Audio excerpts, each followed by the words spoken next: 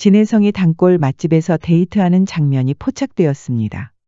진혜성은 누군가 자신을 찍는지도 모르고 행복한 순간에 집중했습니다. 이 때문에 그가 데이트했던 상대의 사진까지 공개됐는데 이 소식에 대해 자세히 알아보겠습니다. 얼마 전 홍대에 진혜성이 출몰했습니다. 날짜는 미스터트롯이 최종 결과가 나온 다음 날이었습니다. 쟁쟁한 경쟁자를 제치고 3위에 등극한 진혜성이 좋은 성적을 축하하고자 홍대에 발걸음한 것으로 보였습니다. 진혜성에게 홍대는 조금 특별한 장소입니다. 어린 시절을 진해에서 보낸 그가 상경해 서울에서 처음 정착했던 곳이기 때문입니다. 진혜성은 알다시피 학창시절 운동을 했고 대학교 입시 즈음 가수로 진로를 틀어 실용음악과에 진학했습니다. 갑자기 가수를 한다는 아들의 선언에 아버지는 거세게 반대를 했지만 자식 이기는 부모 없다고 아버지는 결국 진혜성의 꿈을 응원해 주기로 했습니다. 아버지는 뚜렷한 수입이 없던 진혜성이 가수의 꿈을 포기하지 않게 금전적인 지원을 아끼지 않았습니다. 어린 동생은 형이 신경 쓰지 않게 배려했습니다. 동생은 자기가 엄마 아빠 챙길 테니 형은 노래 열심히 하고 무조건 조금만 더 버티라고 했다. 저를 대신해 집안일을 다 해준다. 이모와 이모부는 매니저를 자처하며 진혜성이 가수 스케줄 전반을 챙겼습니다. 든든한 지원군들의 응원을 받으며 진혜성은 꼭 성공해야겠다고 다짐했습니다. 하지만 현실은 마음먹은 대로만 흘러가지 않았습니다. 이에 그가 자신을 홍보하고자 선택했던 방법은 바로 버스킹이었습니다. 부산 광안리, 해운대와 서울 홍대의 장비를 들고 나가서 젊은 분들과 교류했다. 트로트를 부르면서 나를 알리는 시간을 많이 가지려고 노력했다. 부산 명소에서 트롯 버스킹을 했지만 그게 가수 진혜성을 유명하게 만들어주지는 않았습니다. 이대로는 안 되겠다 싶었던 건지 진혜성은 상경을 결심했습니다. 서울로 올라와 진혜성이 향한 곳은 홍대에 되는 2014년 즈음 진혜성은 자신을 알리기 위해 앰프와 MR을 들고 거리로 나섰습니다. 당시만 해도 트로트라는 장르로 버스킹을 공연을 하는 사람은 거의 없었기에 진혜성에게도 길거리 공연이 쉬운 일은 아니었습니다.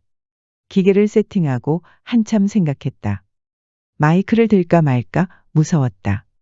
젊은 세대들이 많은 홍대 거리였기에 용기를 내기가 더 어려웠습니다. 거리에 나서는 것조차 무려 일주일이 걸렸습니다. 아는 이도 없는 낯선 서울 땅, 그것도 젊음의 거리 홍대에서 트로트를 부르려니 더욱 긴장됐습니다. 지금에야 젊은 연령층도 트로트를 모두 사랑하지만 당시만 해도 트로트는 중장년층의 전유물이라는 인식이 있었습니다. 그렇기에 진혜성도 이전에는 어르신들이 모이는 장소에만 찾아가 노래를 불렀지만 트로트를 더 널리 알리고 싶다는 마음에 과감하게 홍대를 찾았습니다. 시작은 힘들었지만 시간이 지나면서 진혜성은 큰 보람을 느꼈습니다. 자신의 노래를 좋아하는 팬들이 점점 늘었고 부모님을 모시고 오는 사람들도 있었습니다. 그러다가 소속사와 계약을 하게 되었고 트로트 가수로서 새 삶도 찾아왔습니다. 트로트 가수들은 방송에 나갈 기회가 많이 없기 때문에 밖에서라도 저를 알리고 실력을 쌓고 공부한다는 생각으로 시작했다. 2015년 겨울에 홍대에서 버스킹을 하는데 한 여성분이 명함을 줬다. 사실 이 업계에는 사기를 치는 사람들이 많아서 연락을 안 드렸다. 며칠 뒤 또 버스킹을 하는데 같은 여성분이 공연 끝날 때까지 나를 기다렸다. 소속사 대표님이었다. 그런 추억이 있는 홍대에 진혜성은 미스터트롯이 최종 성적이 나온 다음 날 찾았습니다. 팬들과 사진도 찍고 사인도 해주며 즐거운 시간을 보냈습니다. 9년 전을 추억하며 다시 한번 길거리에서 공연했고 오랜 단골 맛집을 들러 오붓한 시간도 즐겼습니다. 6일 저녁 방송한 미스터트롯이 토크 콘서트에 이 내용들이 고스란히 담겨 있었습니다. 진혜성과 오붓한 시간을 보낸 상대는 김용필, 그는 진혜성의 게릴라 데이트 진행을 맡았습니다. 진혜성의 팬서비스도 도와주고 그가 아련한 추억과 초심도 떠올리게 도와주는 역할을 했습니다. 진혜성이 홍대에 떴다고 하니 여기저기서 팬이 몰려들어 30분 넘게 사진만 찍어주는 진풍경이 연출됐습니다. 한 팬의 신청곡 요청에 즉석에서 진혜성이 노래와 춤을 선보이기도 했습니다. 정말 볼거리가 많은 영상이었습니다. 이날 방송에는 진해성이 홍대에서 주로 활동하던 시절 자주 찾았던 맛집도 공개됐습니다. 진해성은 2015년 그때 홍대에서 같이 음악하던 형님들하고 길거리 공연 끝나면 새벽에 와서 먹던 추억의 장소다며 식당을 소개했습니다. 진해성이 지금도 종종 찾아간다는 식당은 북촌 손만두 홍대로데오점이었습니다. 진해성의 등장을 반갑게 맞아준 식당 사장님은 이명욱 나태주도 자주 왔던 맛집이라고 슬쩍 귀띔해줬습니다. 방송 후 트롯 팬들의 방문에 문전성시를 이룰 것으로 예상됩니다. 자리를 잡고 앉은 진해성은 그 시절 이야기를 이어나갔습니다. 아마 트롯 버스킹 창시자가 저일 거다. 왜냐면 무대에 설 수 있는 환경이 안 됐다. 그때만 해도 트로트 방송이 아예 없었다. 진해성은 오래전 추억이 담긴 장소에 다시 방문한 소회도 전했습니다. 진짜 오래간만에 갔는데도 여기서 출발했었지라는 생각이 들어서 가슴이 웅장했다.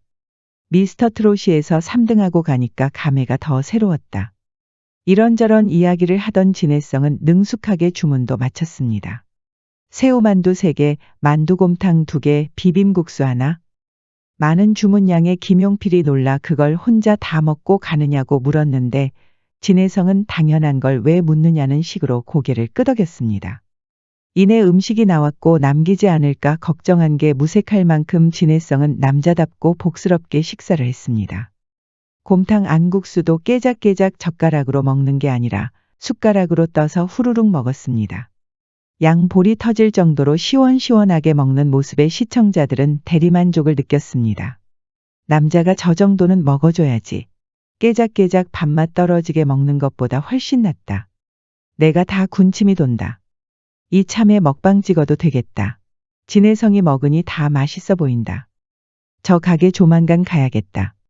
진해성은 복스러운 먹방을 선보이며 중간중간 맛있게 먹는 꿀팁도 알려줬습니다. 국수 면발을 후루룩 마시듯 먹고 모락모락 나는 김이 사라지기 전에 밥까지 말아서 먹는 그의 모습에 절로 군침이 돌았습니다. 한참 먹는데 집중하던 진해성은 이보다 더 행복할 순 없다며 만족감을 드러냈습니다. 진해성은 순식간에 밥 한 톨, 면 한 가닥 남기지 않고 그릇을 싹싹 비웠습니다. 지켜보는 사람들까지 입맛을 다실 정도로 맛있게 먹는데 식품 광고가 들어오면 딱 맞을 것 같다는 생각이 들었습니다.